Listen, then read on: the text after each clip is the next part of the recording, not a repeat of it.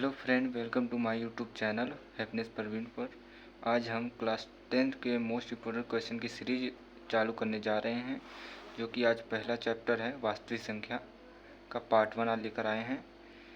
चलिए शुरू करते हैं। क्वेश्चन नंबर 1 से शुरू करते हैं कि दिया है एचसीएफ ऑफ 252 और 594 का 18 है, तो ज्ञात कीजिए कि एलसीएम 252 और 594 का क्या होगा। तो इसके उत्तर के लिए हम चलते हैं, लिखेंगे आंसर। तो यहाँ पर दिया गया है, जो दिया है पहले लिख लेंगे। दिया है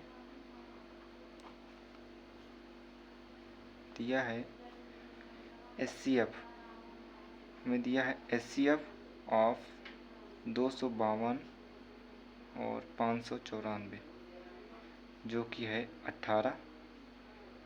और हमारे पास दो संख्याएं हैं, पहली संख्या ये है, दूसरी संख्या ये है। हमारे पास दो संख्याएं हैं, तो हमें चूँकि हम जानते हैं, हम क्या जानते हैं, हम जानते हैं कि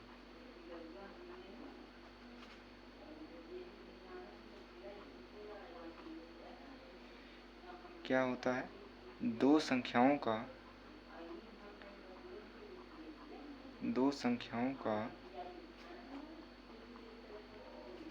गुणनफल,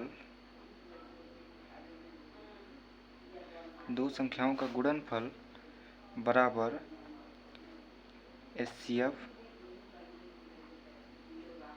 गुणे एलसीएम। यानी कि दो संख्याओं का गुणनफल जो होता है उसके मासा और लासा के गुणनफल के बराबर होता है। तो हमारे पास दो संख्याएं हैं, पहली संख्या ये है और दूसरी संख्या ये वाली है। तो इनका गुणनफल कर लेते हैं, यानी 252 गुणे 594 बराबर एचसीएफ हमें दिया गया इसका 18 है और हमें एलसीएम ज्ञात करना है। तो एलसीएम वैसे लिख देंगे, यहाँ पर एक गुणे है तो इसको इस बगल लेकर आएंगे तो भागे में हो जाएगा। तो एलसीएम बराबर 252 गुणे 594 बटे में 18। अब इसको हम लोग काटेंगे, जो उत्तर आएगा वही हमारा आंसर हो जाएगा। इसको देखते हैं कितना उत्तर आता है। तो 18 से काटेंगे, 18 एकम 18, 18 एकम 18, यहाँ 7 और 2 72, तो 18 चौक 72, तो 14 हो गया। यानी एलसीएम बराबर 14 गुणे 594। इसका गुणा कर देंगे, 14 चौक 56, 14 नवा 126, 126 और 5 जोड़ देंगे 131, हासिल 13 हो गया। 14 पचे 70, 70 और 13 जोड़ देंगे हो जाएगा हमारे पास 83।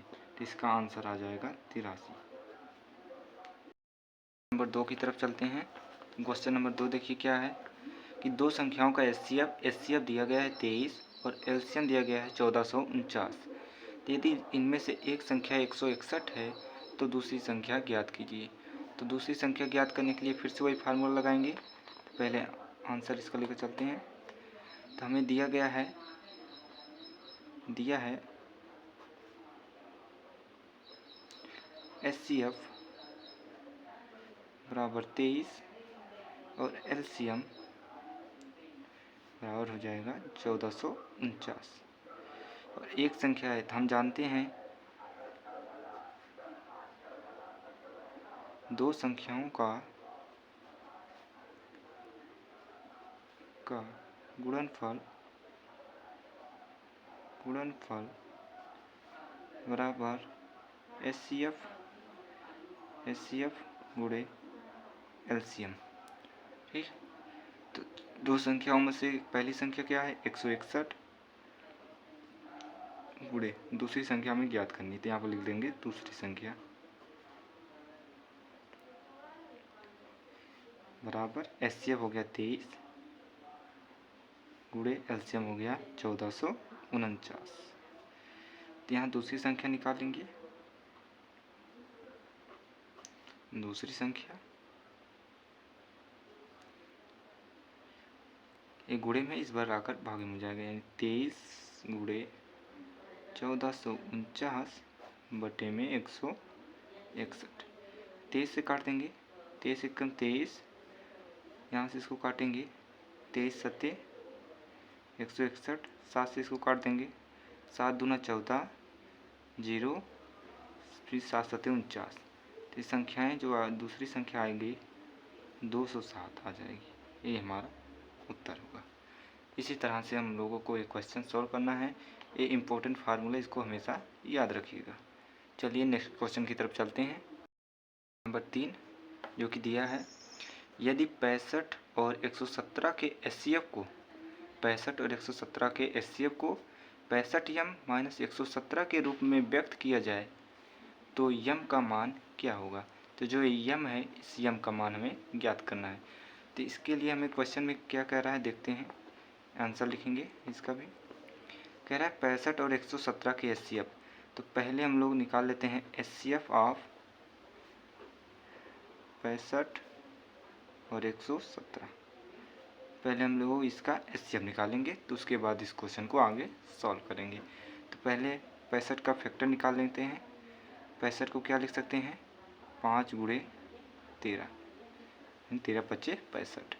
और इसी तरह से 117 का निकाल लेते हैं,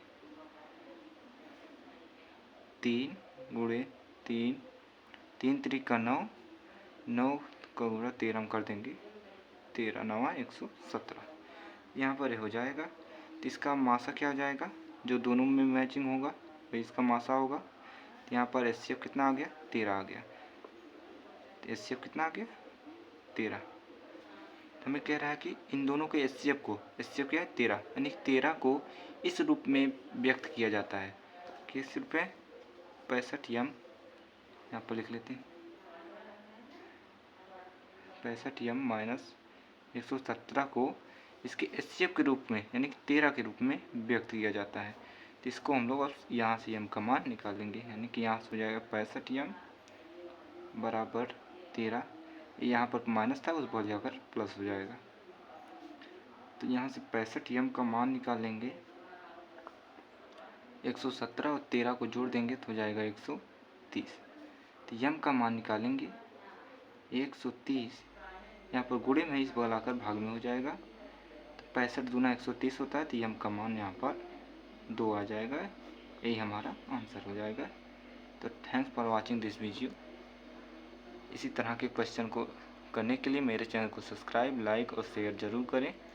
मिलते हैं नेक्स्ट वीडियो में पार्ट 2 के साथ।